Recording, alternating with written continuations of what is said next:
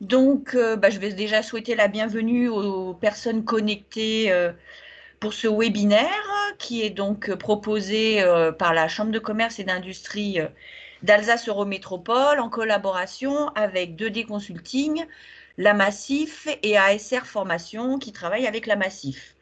Donc, bienvenue à tous et à toutes. Et je me présente, donc je suis Fabienne Sirono et je travaille à la Chambre de commerce et d'industrie en tant que conseillère entreprise, en particulier sur la santé, la sécurité et la responsabilité sociétale des entreprises. Et donc, c'est à ce titre que je souhaitais, avec les personnes évoquées précédemment, vous parler du risque routier puisque je rencontre beaucoup d'entreprises et que quelquefois, je m'aperçois que ce n'est pas un risque qui est extrêmement bien appréhendé. Donc, voici le petit programme. Donc, ce webinaire tiendra dans 1 heure. Hein. Nous allons nous tenir à ce timing. Une introduction sur quelques chiffres de la CARSAT Alsace-Moselle. D'ailleurs, voilà, l'intégration du risque routier dans le document unique d'évaluation des risques. Ensuite, dans les moyens de prévention qu'on va vous proposer, l'intermodalité des transports qui est vraiment une alternative intéressante. Et puis, nous aurons aussi toute une partie sur la responsabilité du chef d'entreprise, les idées reçues et aussi des solutions que vous pouvez mettre en œuvre dans les entreprises. Voilà, donc vos intervenantes, puisque c'est un webinaire uniquement féminin, comme quoi nous prenons vraiment soin de nos contemporains, ça doit être dans nos gènes, dans notre Y, donc non, dans notre X d'ailleurs. Donc moi, Fabienne Sirono, ensuite Edith Deloumeau pour 2D Consulting, Fanny Dagnay pour Mobilité consciente et responsable, donc ASR, formation, et Anne Grandcir pour la Massif.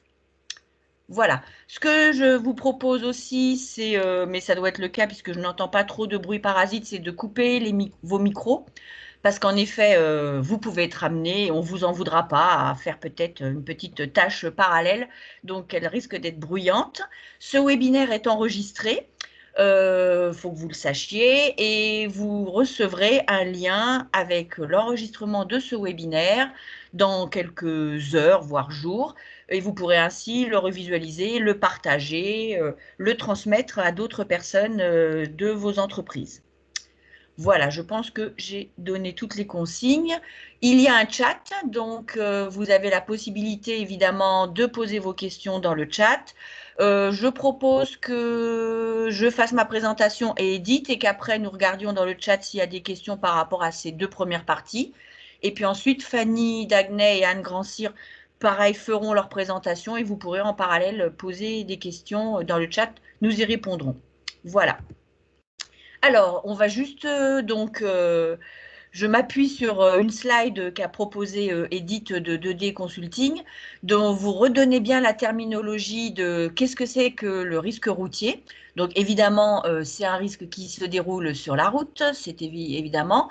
Et par contre, on est sur pas mal de trajets différents puisque évidemment on pense à le risque mission quand on roule pour son travail, donc entre l'entreprise et un chantier, entre un chantier et un autre chantier, entre un client que l'on va prospecter. Mais il y a aussi le risque routier est aussi calculé pour le trajet domicile-travail, travail-domicile et pour d'autres trajets qui sont liés à l'exercice direct ou indirect de sa fonction, c'est-à-dire la restauration. Ça peut être aussi pour aller sur un lieu de formation, ça peut être pour aller à une visite médicale.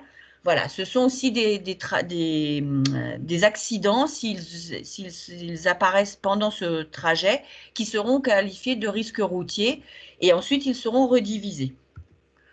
Alors voilà, puisque comme je viens de vous le dire, il y a le risque mission qui est vraiment le risque pour l'activité professionnelle. Donc, on exclut le risque entre le domicile et l'entreprise. Donc là, on est sur le risque mission. Et le risque trajet, donc pour le lieu de domicile ou le lieu de restauration, sachant que sur le risque trajet aussi, lorsqu'il y a la possibilité d'aller chercher un enfant ou déposer un enfant, un léger détour considéré dans la vie quotidienne fait partie du risque trajet. Si c'est un trajet qui est considéré dans la vie quotidienne, qui est considéré, on va dire oui, euh, euh, qui se reproduit régulièrement. Évidemment, si vous avez dormi à l'autre bout de la France et que vous arrivez sur votre lieu de travail, là, il peut y avoir vraiment une mise en exergue du fait que ce n'est pas votre risque de trajet normal. Voilà. Donc, quelques chiffres, et j'en ai d'autres qui émanent de la CARSAT Alsace-Moselle, mais je ne veux pas non plus vous abreuver de trop de chiffres. De toute façon, vous pourrez les revoir. Mais il faut quand même savoir que chaque année, c'est la première cause d'accident mortel au niveau des accidents dits du travail. Donc, ça reste vraiment un risque majeur dans les entreprises, que toutes les professions sont impactées et que c'est environ donc 400 décès par an sur toute la France. Il faut savoir que dans le risque routier, on pense souvent à la voiture, au camion, mais beaucoup aussi de salariés utilisent des deux roues, et y compris même pour des trajets mission, hein, puisque un certain nombre maintenant d'entreprises mettent leurs salariés sur des deux roues motorisés. Donc il faut aussi les prendre en compte. Et prendre en compte évidemment que ces accidents sont très impactants quand ils interviennent avec des camions et des véhicules utilitaires. Et c'est souvent la première image que l'on a du risque routier en entreprise, c'est le camion, le véhicule utilitaire. C'est vrai que ce sont des nombres d'accidents qui sont importants. Pour reporter à nos chiffres plus alsaco-mosellan, puisque notre caisse primaire d'assurance maladie est sur un système Alsace-Moselle, il faut quand même voir, vous voyez que malheureusement, les chiffres n'évoluent pas dans le bon sens, puisque chaque année, il y a de plus en plus d'accidents du travail, donc d'accidents qualifiés liés au risque routier. Donc malheureusement, on imagine que peut-être les gens sont plus prudents ou que les nouvelles voitures ou les nouveaux véhicules vont faire diminuer ce risque. Eh bien non, il y a régulièrement et de plus en plus de personnes qui ont des accidents du travail qualifiés, intégrés dans le risque routier. Alors, ce qui est important, bon, le chiffre, hein, 615 en 2018, 648 en 2019, donc vous voyez que ça augmente, mais ce qui est surtout extrêmement important, c'est le fait que ça vous donne un nombre de jours d'arrêt qui est quand même incroyable. 50 000, plus de 50 000 jours d'arrêt de travail sont liés à des accidents liés au risque routier. Donc, c'est vraiment pas anodin dans une activité d'entreprise. Et sur 3 départements français, 50 000 jours d'arrêt, vous voyez que ce n'est pas anodin sur la bonne marche des entreprises. Ensuite, alors, ce petit diagramme est simple. Toutes les entreprises, quelle que soit leur taille, sont impactées et quasiment, alors, il y a une petite différence, mais vous voyez qu'on est sur des portions assez proches les unes des autres, que l'on soit de 1 à 9 salariés, c'est-à-dire dans la tranche bleu foncé, jusqu'à plus de 300, donc dans la tranche vert foncé, vert olive. Quelle que soit la taille de l'entreprise, il y a des accidents du travail liés au risque routier. Donc, on ne peut pas se dire, je suis une petite entreprise, je suis peut-être moins confrontée, ou au contraire, je suis une très grosse entreprise et finalement, j'ai mis pas mal de choses en place. Malheureusement, toutes les entreprises sont concernées au même titre. Alors, les accidents de trajet, donc comme je vous l'ai précisé, ce sont les accidents qui se déroulent entre le domicile et le lieu de travail, et inversement, dans l'autre sens. Donc, pareil, malheureusement, ils augmentent aussi. Et malgré le fait qu'on sensibilise les salariés, c'est quand même encore un nombre qui reste important, hein, puisque quand on additionne, on est quand même à 1900 accidents sur ces 3 départements. Et de façon identique, si ce n'est que là, on peut vraiment mettre en exergue quelque chose, c'est que vous voyez que contrairement à tout à l'heure, les grosses entreprises qui ont 300 salariés ou plus ne représentent plus que 18% de ces accidents de trajet. Alors on va se dire, tiens, est-ce que c'est le fruit du hasard? Eh bien non, ce n'est pas le fruit du hasard. C'est les grosses entreprises à partir de 300 salariés doivent mettre en place des plans de mobilité, des plans de déplacement d'entreprise ou inter-entreprise, tout dépend où ils sont situés, et surtout doivent mettre en place des actions de sensibilisation, des actions de formation de leurs salariés. Et vous voyez que dans les faits, ça se traduit par une diminution du nombre du risque de trajet, puisque ce risque de trajet est vraiment sur tous les salariés de l'entreprise, contrairement au risque routier au sens professionnel qui, là, ne concerne pas forcément tous les salariés. Certains salariés ne conduisent pas vraiment dans leur activité professionnelle. Donc, c'est vraiment un chiffre qui peut vraiment vous encourager à mettre en place des actions de prévention, de la sensibilisation, de la formation. Alors, une petite question que l'on a posée lorsqu'on a envoyé l'invitation, mais que l'on vous pose aussi en direct. Est-ce que lorsqu'on n'a pas vraiment de chauffeurs, de livreurs, de commerciaux, donc de personnes qui conduisent pour leur travail, pour leur mission, est-ce que toutes les entreprises doivent évaluer le risque routier? Alors, je vous ai un petit peu déjà donné les réponses, enfin la réponse en l'occurrence. Mais pour pratiquer la visite d'entreprises qui n'ont pas justement de chauffeurs, de livreurs, de commerciaux, parce que un coiffeur n'a pas de personne sur la route, parce que un grossiste, pas forcément non plus, voilà. Et bien, quelquefois, ils ont un petit peu le doute. Et bien, la réponse est malheureusement claire et nette. Oui, je dois évaluer le risque routier, quel que soit mon activité, même si je n'ai pas de salariés qui passent beaucoup de temps sur la route. Donc, voilà. Et pourquoi? Parce que ça fait partie des risques professionnels et que à un moment ou à un autre, votre salarié peut être en position de conduire et que vous devez, en tant que représentant de l'entreprise, en tant que chef d'entreprise, assurer la santé et la sécurité de vos salariés. Donc, vous devez identifier tous les risques qui pourraient concourir à une dégradation de leur santé ou de leur sécurité et donc les évaluer. Et à partir du moment où ils sont amenés à conduire, même pour aller à la visite médicale, pour aller en formation, vous devez évaluer ce risque routier. Voilà. Alors, et une fois que vous l'avez évalué, évidemment, donc comment allez-vous procéder? Eh bien, quel est le document qui va vous permettre de recueillir cette identification de tous vos risques, mais donc le risque routier aussi? Et quel est ce document qui va vous permettre de l'évaluer? Eh bien, c'est le document unique d'évaluation des risques, dit DUER. Donc, je vous ai remis l'abréviation parce que comme tout le monde parle en acronyme, quelquefois, on est un petit peu perdu. Donc, ce document recueille les risques identifiés pour la santé des salariés. Donc, toute entreprise, dès que vous avez un salarié, vous devez mettre en œuvre et vous devez rédiger ce document unique d'évaluation des risques. Il vous permet donc de les identifier, de les évaluer pour pouvoir les classifier entre le risque mineur et le risque majeur. Et vous devez aussi évidemment y faire coïncider des mesures de prévention.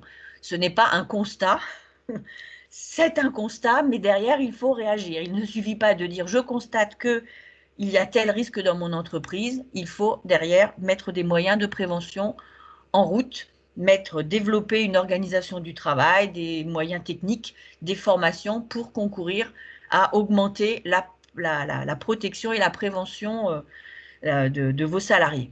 Donc voilà, donc il est obligatoire dès le premier salarié et il doit être revu à minima une fois par an et plus fréquemment dès que l'entreprise développe une nouvelle activité, achète une nouvelle machine qui pourrait générer de nouveaux risques ou au contraire en faire diminuer parce qu'elle est beaucoup plus sécurisée, parce que vous changez de locaux et qu'il n'y a plus d'escaliers dans vos nouveaux locaux ou que, au contraire, vous avez des escaliers dans vos nouveaux locaux, il faut à ce moment-là mettre à jour votre document unique d'évaluation des risques.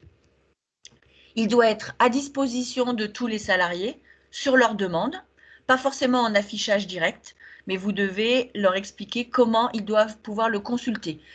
Faites attention, il y a des entreprises pour lesquelles les salariés n'ont pas accès à l'intranet. Alors, quelquefois, ça peut être que quelques personnes, les personnes qui sont dédiées au ménage, les personnes qui sont dédiées peut-être à des activités où ils n'ont pas accès à l'intranet, ils n'ont pas d'écran, ils n'ont pas d'ordi dédié. À ce moment-là, ces personnes doivent pouvoir le consulter sur un autre poste en faisant la demande.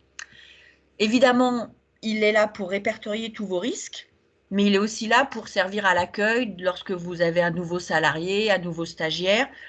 Partagez ce document, montrez-lui, expliquez-lui. Ça va concourir à son accueil et ça va surtout concourir à montrer tout ce que vous avez mis en œuvre pour qu'il travaille avec de bonnes pratiques, évidemment, pour limiter les risques. Alors, ce document, à qui il sert? Il vous sert à vous, en interne, il sert à vos salariés, mais évidemment, comme il est obligatoire, il est examiné par l'inspection du travail, dès lors qu'il y a soit une inspection bénigne ou soit évidemment une visite suite à un accident de travail. C'est la première chose qu'il demande et malheureusement, les témoignages que j'ai eus concourent dans cette méthode. Première chose qu'on demande, avez-vous un document unique d'évaluation des risques?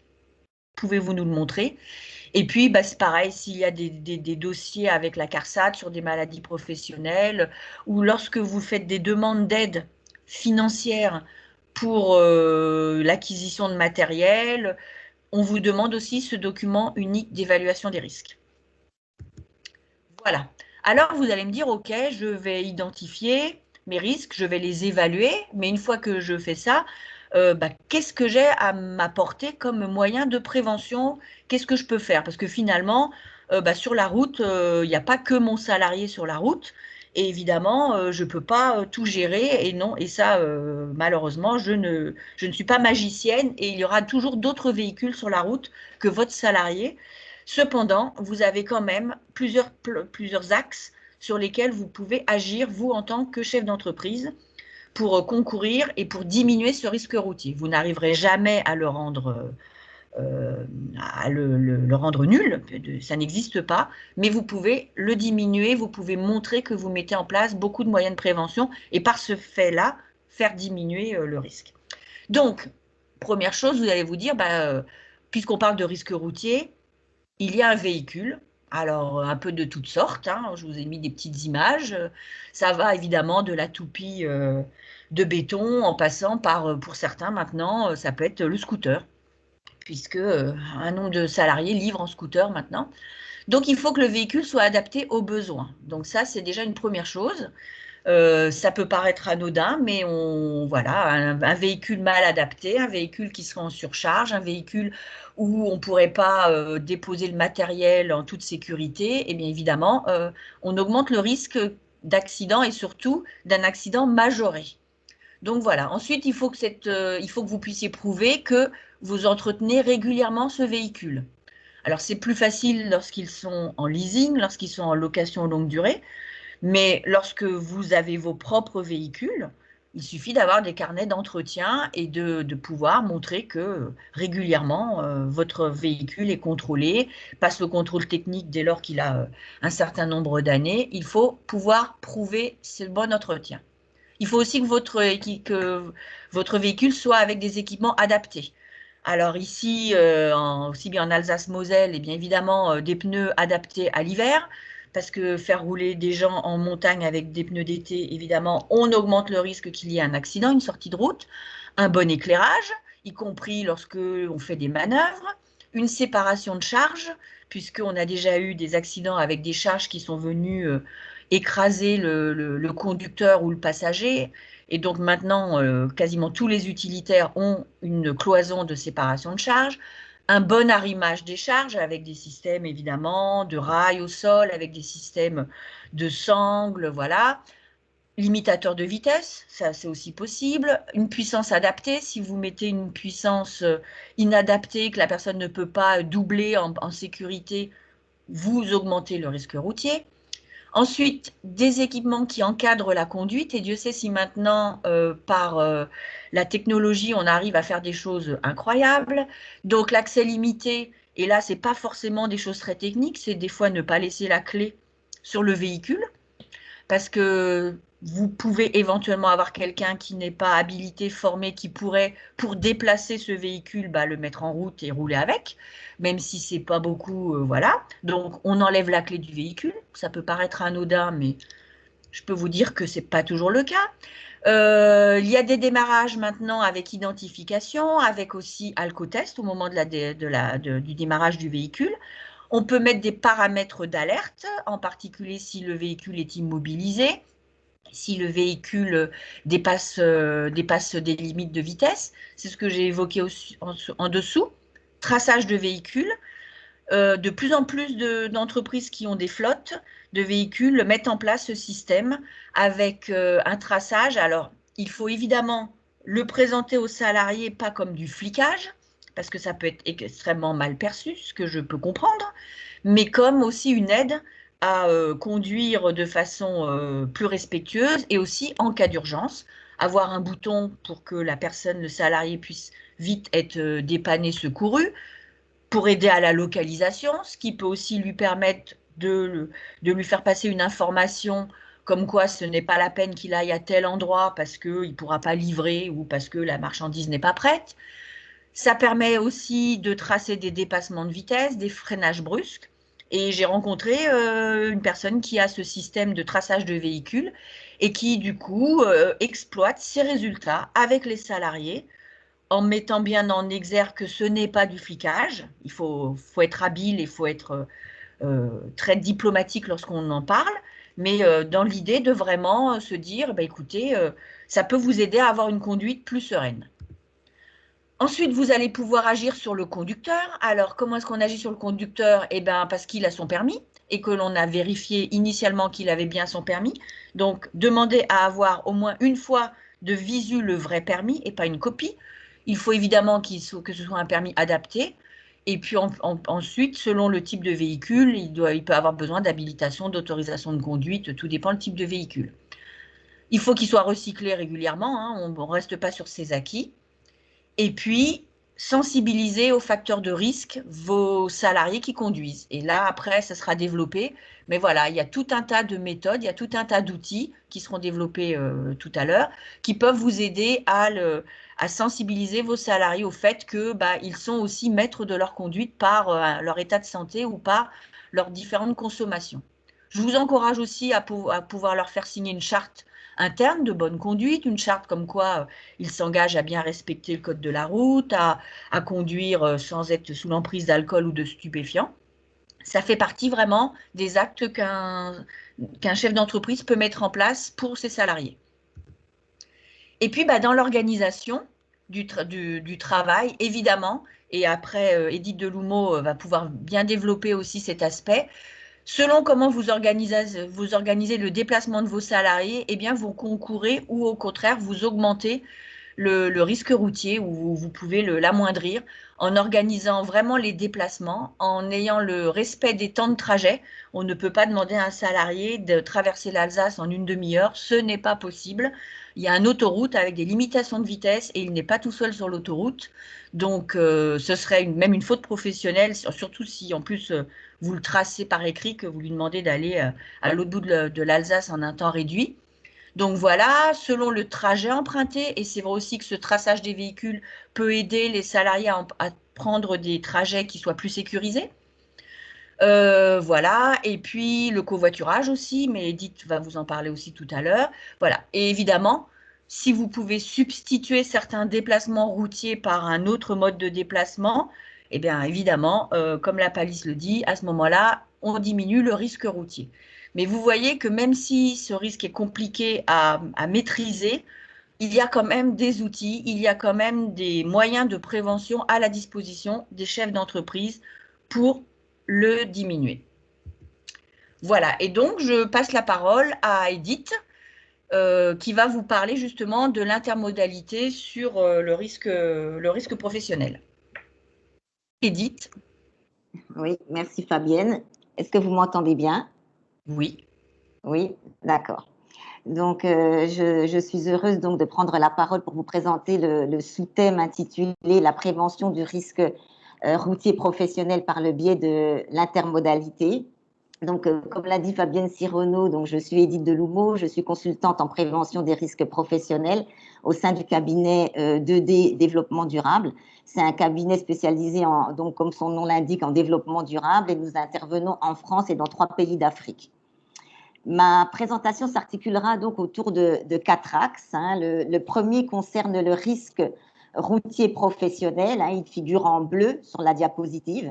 Je traiterai principalement les aspects liés à la prévention. Puis, dans un deuxième temps, j'aborderai donc l'intermodalité, mais selon enfin, je voulais dire le concept d'intermodalité, mais que je présenterai comme la solution, une des solutions au risque routier professionnel. Et puis, dans un troisième temps, donc, je parlerai du cadre et des modes d'application de l'intermodalité en milieu professionnel, donc, c'est-à-dire la mise en œuvre, comment mettre en œuvre l'intermodalité en milieu professionnel. Et enfin, je citerai quelques avantages de l'intermodalité en milieu professionnel, sachant que Fabienne en a déjà cité quelques-uns. Donc, on va passer à la diapositive suivante. Vous voulez encore donc, voilà. Non, vous voulez que je revienne en arrière? Non, c'est très très bien comme ça, c'est celle-ci. C'est la précédente. Voilà. Non, la précédente. Voilà, tout à fait. Donc, ici, on voit sur cette diapo que la prévention du risque routier professionnel est bien réglementée par le Code du travail. Si on peut passer à la suivante, je suis déjà sur la suivante. Voilà, donc en effet, l'entreprise doit mettre en œuvre toutes les mesures propres à garantir la santé et la sécurité de ses travailleurs. Et ça inclut bien évidemment le risque routier. Ici, vous avez 3 articles du Code du travail qui stipulent donc d'abord qu'il faut assurer la sécurité de ses salariés, donc c'est une obligation de l'employeur, évaluer les risques, comme on l'a dit tout à l'heure à travers le document unique, mais également mettre en place des mesures de prévention appropriées. Et c'est là donc autour de ça que s'articule donc mon intervention. On peut passer à la suivante. Donc, la prévention des risques routiers professionnels peut prendre plusieurs formes. Donc, on en a parlé tout à l'heure, c'est la sensibilisation personnelle sur des thématiques comme on l'a vu, l'alcool au volant, la limitation de vitesse, le port de la ceinture de sécurité. Ça paraît anodin, mais malheureusement, c'est encore une infraction, on le constate tous les jours. Et puis, l'utilisation du téléphone au volant, notamment. Il faut savoir que certains organismes proposent des actions de sensibilisation dédiées au risque routier professionnel. Là aussi, vous pouvez vous faire accompagner. Et puis, concernant donc la prévention, donc on peut mettre en œuvre donc une politique complète de prévention. Généralement, elle s'articule sur quatre axes qui sont les déplacements, les véhicules, les communications et les compétences.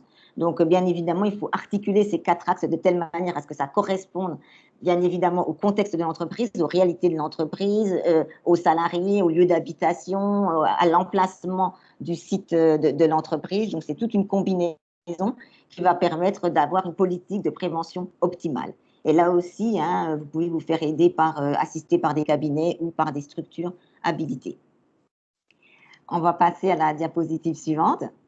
Donc ici, je dirais que pour prévenir le risque routier, donc l'entreprise peut envisager qu'il y a donc d'autres moyens de déplacement que la voiture individuelle. On a tendance à toujours privilégier la voiture individuelle. Donc pensons au transport en commun, au train, à l'avion. Il faut penser aussi qu'on a des modes d'organisation différents que l'on peut prendre en compte, comme le covoiturage, la navette collective. Il ne faut vraiment pas s'en priver. On a tous ces moyens qui sont en place pour nous. Et donc, la prévention du risque routier, pour nous, s'inscrit dans la droite ligne d'une démarche de développement durable. Donc, l'une des solutions de prévention durable que je vais proposer maintenant, elle va reposer sur l'intermodalité, et vous verrez comment elle s'inscrit vraiment parfaitement dans le sujet du jour. Le transport intermodal donc, nous conduit à la notion d'intermodalité. Donc, je vais m'arrêter un tout petit peu sur cette notion de transport intermodal. Donc, dans le cadre de ce webinaire, nous allons considérer que les notions de transport intermodal, transport multimodal, transport combiné, transport plurimodal sont plus ou moins des synonymes. Donc là, je n'ai pas fait la distinction. On sait que ce n'est pas tout à fait le cas. mais on va utiliser les termes d'une manière interchangeable, hein, sans se poser énormément de questions sur ce que renferment les concepts. Hein. L'idée ici, c'est vraiment de parler, d'en arriver à cette notion d'intermodalité. On va retenir donc que le transport intermodal se singularise en ce qu'il mobilise la notion plus générale d'intermodalité, et que cette intermodalité des transports, on doit la comprendre comme l'usage d'au moins 2 modes de transport. Donc c'est au moins, hein, combiné au cours d'un seul et même déplacement.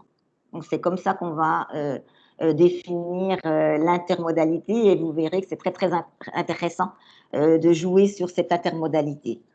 Ici, j'ai une petite vidéo donc, de l'ADEME qui nous parle de l'intermodalité, mais je crois qu'on est juste en temps, donc je propose de ne pas passer la petite vidéo elle est là. et de directement passer à la diapositive suivante. Parce que je ne l'ai pas, la petite vidéo. Elle est, enfin, elle est plus on peut loin. L'actionner juste en bas, sur cette diapo blanche là. Elle est juste là, oui. On peut l'actionner, mais je propose de passer à la suivante. Ouais. Elle nous prend 1 minute et demie, mais bon, on peut s'en passer. Donc là, on est sur les plans de mobilité. Ça ne se voit pas à l'écran. Voilà, parfait. Alors, voilà, donc ici, je vais passer directement au plan de mobilité. Donc, la réglementation d'appui pour les entreprises hein, qui veulent mettre en place donc, une stratégie d'intermodalité, c'est de s'appuyer sur le plan de mobilité. Alors, il a été rendu obligatoire par la loi de 2015 relative à la transition énergétique pour une croissance verte. Et ce plan de mobilité, au départ, concernait donc les entreprises placées, enfin, implantées dans un plan de déplacement urbain et qui comprenait sur un même site 100 collaborateurs. Et puis, en janvier 2020, donc, le seuil est passé à 50 collaborateurs. Donc, je ne sais pas si dans l'assistance, certaines entreprises ont, certaines personnes travaillent dans des entreprises de 50 salariés et plus. Alors, dans ce cas-là, elles sont soumises donc à ce plan de mobilité et doivent donc l'élaborer et le mettre en œuvre. On va passer à la diapositive suivante. Donc, ce plan, selon la loi, il comprend des mesures et ces mesures visent à limiter l'usage des véhicules polluants. Alors, dans quel cas? Dans le cas des déplacements domicile-travail, hein, on l'a bien compris, mais également pour les transports de marchandises et pour les déplacements professionnels. Donc, on prend en compte les 3 dimensions. Cependant, la loi, elle n'est pas très détaillée, donc c'est vrai que l'ADEME a renforcé la loi en donnant quelques exemples. Là, c'est la diapositive qui suit, hein, donc des exemples de mesures. Donc ici, on a la promotion de l'usage du vélo. Donc comment ça peut se faire? Par exemple, par des parkings à vélo aménagés, des douches pour les cyclistes, des incitations financières telles que le forfait mobilité durable.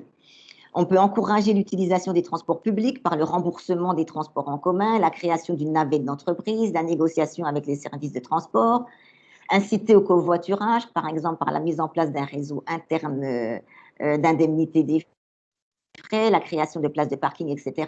Mais tous ces exemples, en fait, ne sont que des exemples hein, que l'entreprise pourra, dans lesquels elle pourra piocher, elle pourra s'inspirer pour mettre en place son plan d'action.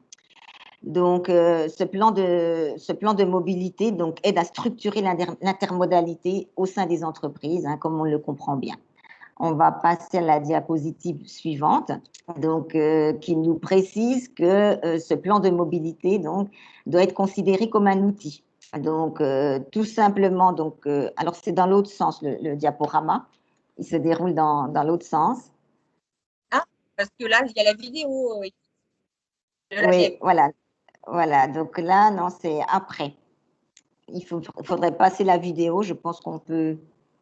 Voilà, elle ne nous apporte pas. Voilà, donc celle-ci, voilà, on est sur celle-ci. Donc je disais qu'il faut que l'entreprise considère que l'intermodalité est un outil. Donc un outil qui va lui servir donc à mettre en place un plan d'action pour soit se conformer à la loi si toutefois elle dispose de plus de 500 salariés, 50 salariés en son sein, ou alors simplement pour les entreprises désireuses de s'inscrire dans une démarche de développement durable, une démarche volontaire, Donc, il s'agirait de concevoir ce plan de mobilité de manière spécifique. Donc ici, chaque entreprise doit concevoir son meilleur schéma d'intermodalité en puisant justement sur des outils, sur le panel de types de mobilité disponibles sur le territoire. On va passer à la suivante. Voilà, donc voilà, juste quelques avantages, on en a déjà parlé, mais pour que ce soit vraiment plus clair et puis pour inciter les entreprises justement à prendre en compte l'intermodalité en milieu professionnel. Donc là, on peut avancer sur l'avant-dernière diapositive. Donc ça va être la réduction du nombre d'accidents du travail liés au risque routier professionnel, c'est le principal objectif.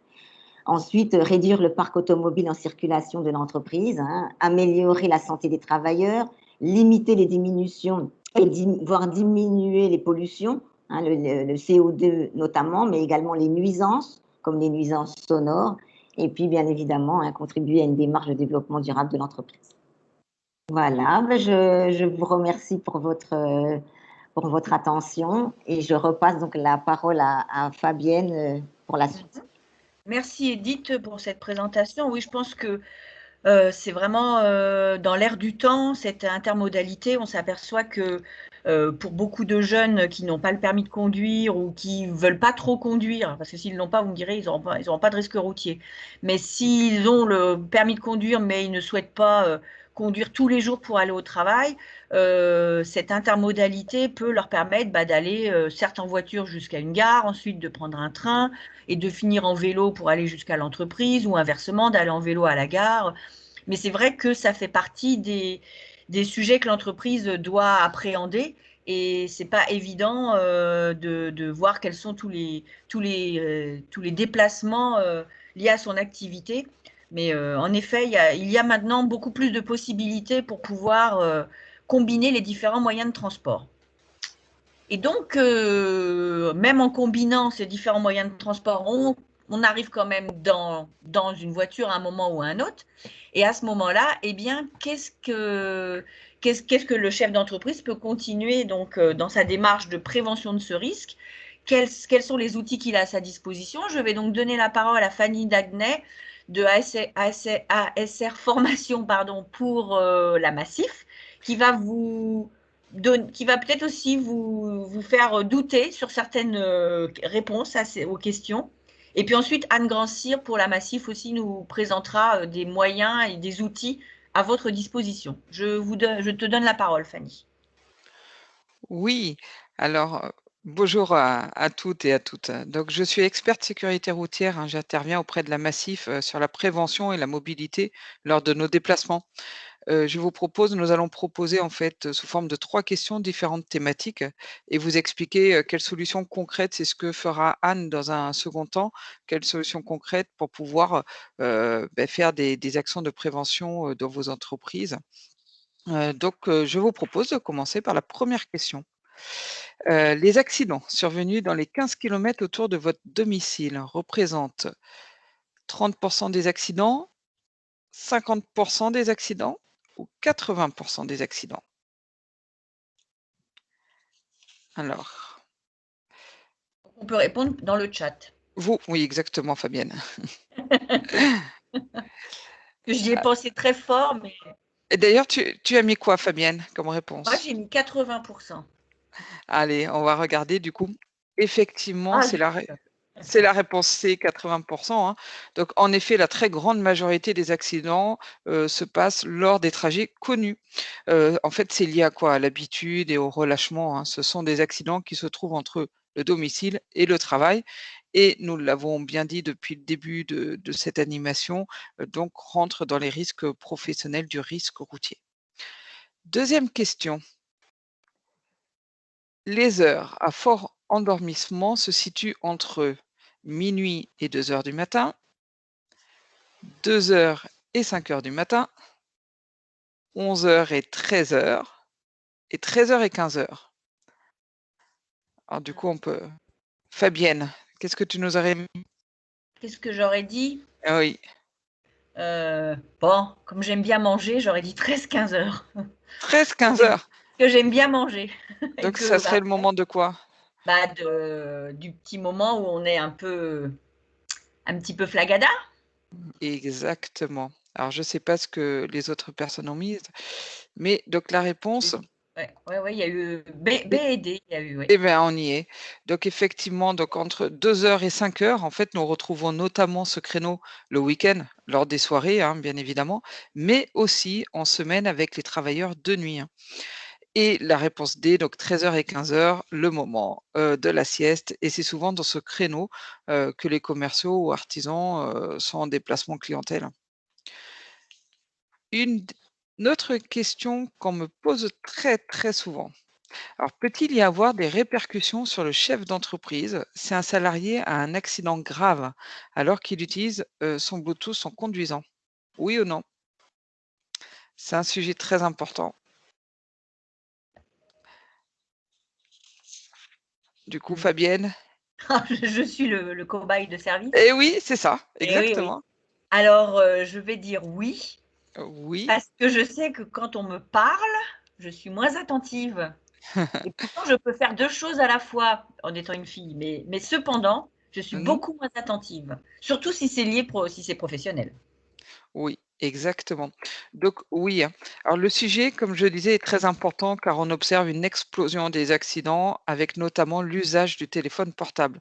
Alors je vais essayer d'être la plus claire possible. Heu Rappelons que depuis 2003, l'usage d'un téléphone tenu en main pendant la conduite est strictement interdit, que ce soit pour téléphoner ou pour gérer ses SMS. Depuis 2015, l'usage d'oreillettes filaires ou Bluetooth ou casque audio est également strictement interdit pendant la conduite. Par rapport au système Bluetooth, donc rien n'interdit dans le code de la route l'utilisation du téléphone avec ce système. Cependant, il ne faut pas oublier l'article R 412-6 qui dit que la route exige que tout conducteur se tient constamment en état et en position d'exécuter commandément et sans délai toutes les manœuvres qui lui incombent. Alors cette disposition de portée générale a donc vocation à s'appliquer à tous les comportements susceptibles d'affecter l'attention des conducteurs et notamment l'usage donc d'un téléphone en Bluetooth. Dans le cadre de l'entreprise, lors du colloque de l'IFSI de Montélimar sur la responsabilité civile et pénale du chef d'entreprise, de l'encadrement du salarié, on apprend plusieurs choses. Donc on apprend que dans le cas d'un accident grave et dans le cadre d'une enquête, on devra déterminer, et vous l'avez dit toutes les 2 tout à l'heure, si le document unique existe et si l'organisation de l'entreprise favorise ou non, la prise de risque sur la route. Tu parlais tout à l'heure, d'1 demi-heure pour, pour traverser le département. Donc ça, ce n'est pas possible. En ce qui concerne l'usage du téléphone, l'entreprise a-t-elle prévu des règles de communication téléphonique avec le salarié conducteur? Par exemple, communication interdite pendant la conduite, obligation de s'arrêter pour répondre aux messages. Tout ceci peut être effectivement marqué donc par écrit. On apprend aussi que l'usage du système Bluetooth est proscrit dans le cadre du travail par un texte adopté le 5 novembre 2003 par la Commission des accidents du travail et des maladies professionnelles sur la prévention du risque routier au travail. Alors, ce texte peut être considéré comme une référence de bonne pratique qui ne peut être ignorée par l'employeur. Alors, on va essayer de faire un résumé pour être clair.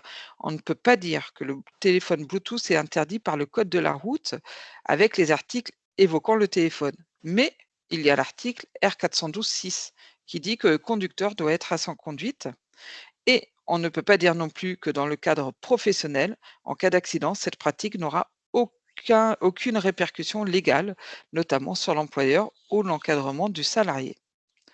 J'espère que j'ai été suffisamment claire à ce niveau. Et Anne, si tu veux prendre la suite. Oui, bien sûr. Alors, je vois pas la. Alors, voilà, mais dans une dynamique gagnant-gagnant, la Massif accompagne les entreprises avec des dispositifs de sensibilisation animés par des professionnels de la sécurité routière. Le principal objectif, c'est de se prémunir sur les risques routiers et ainsi éviter tués, blessés, hospitalisés, donc des absences, des ITT. On a vu qu'elles étaient très nombreuses.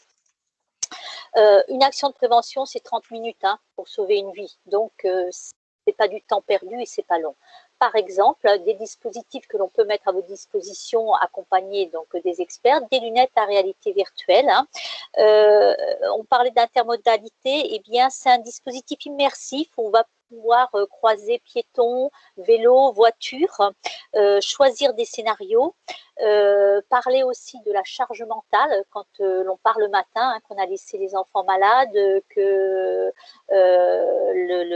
tous les soucis que l'on a, et aussi parler de l'ensemble des distracteurs liés à la conduite, que ce soit bien sûr le téléphone, mais aussi ce qui se passe sur la route, la radio, ma super musique qui passe à la radio et qu'on a envie d'écouter.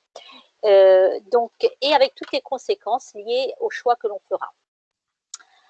Après, on a aussi des outils sur la ceinture de sécurité. Les principaux freins à la ceinture de sécurité, je ne la mets pas parce que je ne vais pas vite, parce que c'est un court trajet, parce que j'ai des livraisons, donc il faut que je l'enlève à chaque fois, parce que je suis à l'arrière, parce qu'elle me fait mal. Eh bien, c'est 22% des tués sur la route, le non-port de la ceinture de sécurité. Lors d'une collision frontale, ces personnes vont continuer à se déplacer à la vitesse à laquelle roulait le véhicule avant la collision.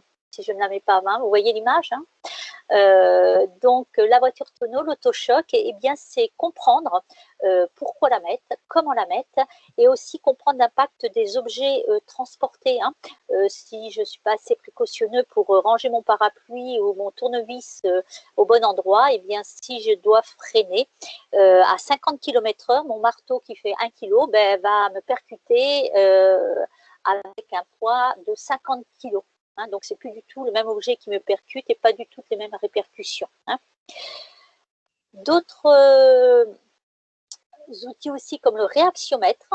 Eh bien, le réaxiomètre, c'est comprendre le temps d'arrêt du véhicule, c'est-à-dire notre temps de réaction, avec ou sans distracteur, la distance de freinage, sur quoi nous pouvons agir en tant que conducteur, l'utilité des distances de sécurité. Alors, on voit sur le petit dessin le temps de réaction entre la conversation téléphonique ou non est différent. Et pendant ce temps-là, la voiture avance. Je ne téléphone pas, ma voiture fait 14 mètres avant je commence à freiner. Je téléphone, mais je fais 21 mètres avant de commencer à freiner. Et tout ça, ce réaxiomètre peut permettre de mieux comprendre et donc de mieux respecter. Et enfin, on a aussi la possibilité de faire de la sensibilisation au niveau de l'alcool et de bien comprendre en fait que c'est quand même dans 30% des accidents, c'est la première cause d'accident, l'alcool. Comprendre les effets dès le premier verre, justement, ça allonge le temps de réaction. Comprendre qu'un pic d'alcoolémie se passe environ 1 heure après le moment du repas, si on mange. Donc, c'est aussi au moment où il y a le plus d'accidents, on l'a vu tout à l'heure, après le repas.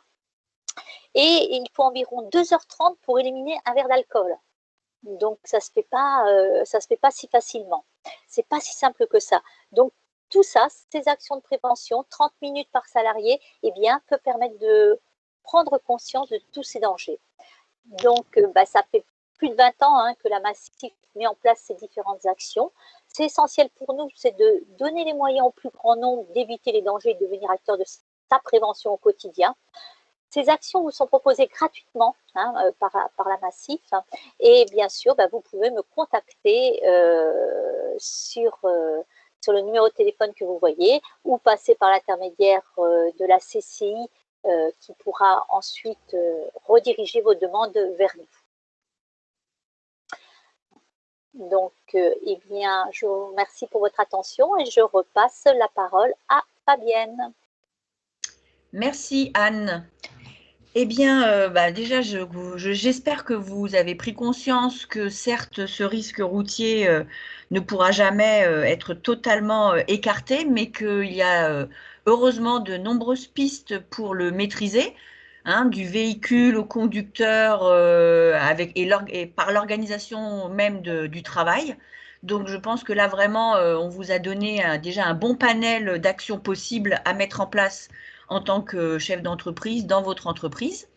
Je souhaitais évoquer le fait que ce webinaire s'inscrit dans le plan départemental d'action de sécurité routière, PDASR, donc, qui est donc piloté par la préfecture du Haut-Rhin pour le PDASR 68. Et donc, il aide justement les entreprises et les différentes personnes qui sont confrontées au risque routier en général, mais aussi sur le risque routier professionnel. Il va vous aider à pouvoir développer des actions de prévention. Donc, la préfecture du Haut-Rhin peut vous apporter son soutien par le biais de subventions, par le biais d'outils de sensibilisation, de flyers. Il y a aussi des intervenants départementaux de la sécurité routière.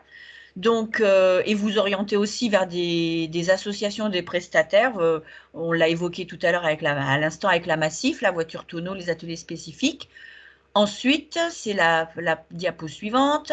Voilà, il faut savoir que chaque année, il y a au mois de mai, alors l'année dernière c'était un petit peu compromis, mais on espère bien que cette année elles auront lieu. Il y a des journées spécifiques pour les employeurs, donc sur les journées de la sécurité routière au travail.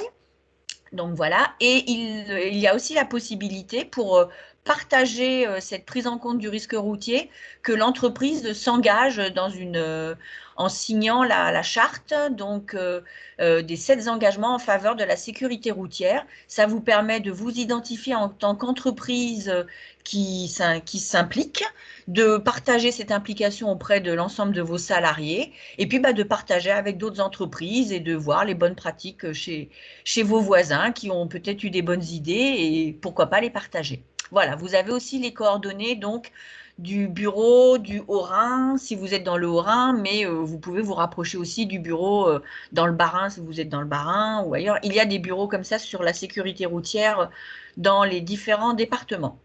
Voilà, eh bien écoutez, je vous remercie. Oh ben écoutez, nous sommes à 11h55, ce qui est presque un exploit. Donc déjà, je remercie grandement aussi bien Edith Deloumeau, Fanny Dagnay et Anne Grandcir pour leur participation très active et leur présentation riche. Vous avez peut-être été un petit peu bombardé par beaucoup d'informations. Vous allez pouvoir le voir en replay. Vous allez pouvoir peut-être examiner 1 ou 2 diapositives plus précisément, vous en servir pour vos propres présentations dans vos entreprises. Donc, le lien sera disponible, vous le recevrez dans quelques jours ou quelques heures. Et puis, je ne vois pas dans le chat de questions particulières.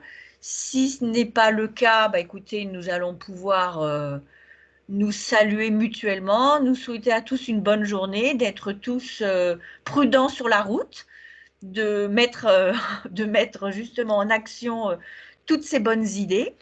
Et puis, n'hésitez pas à revenir vers les différents interlocuteurs et à partager ce webinaire avec d'autres entreprises, avec vos salariés, avec qui vous le souhaitez. Je vous remercie. Je vous souhaite à tous une bonne journée. Et puis, nous allons pouvoir nous quitter. Au revoir. Au revoir. Au revoir. Au revoir. Au revoir.